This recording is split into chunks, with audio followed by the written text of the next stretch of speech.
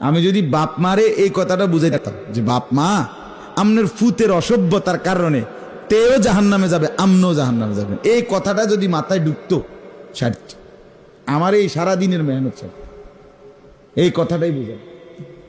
স্ত্রী বেপর্দা যে বেড়ার এই অপদার্থ স্বামী তেও জাহান্নামে, বেড়িও জাহান্নামে, কোনো সন্দেহ নেই,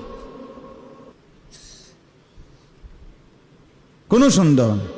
যার মেয়ে বেপর্দা, যার মাই আরেক ফুলার লয় কথা কয়, প্রেম করে, নষ্টামি করে, এই অপদার্থ বাপ এতেও জাহান্নামী, তেও জাহান্নামী, মাইয়াও জাহান্নামী।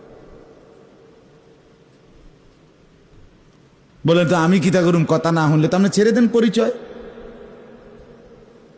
বাপ সন্তানের পরিচয় ছেড়ে দেন, আলাদা করে দেন। তুই আমার ছেলে না, আমি তোর বাপ। সমাজ মানবুনি, আর সমাজ মানবুনি পরে আল্লাহ মানবুনি আগে, হিডা না করবেন। কথা বোঝেন নাই আপনি? সমাজ নিয়ে আপনার বিচার করবো হাসরের ময়দানে না আল্লাহ? তো আখেরাতে আপনি কি সমাজের মুখে দাঁড়াবেন না আল্লাহর সামনে দাঁড়াবেন? তাইলে বলেন,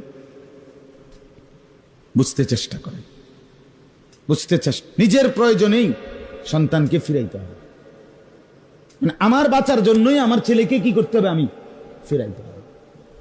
আমার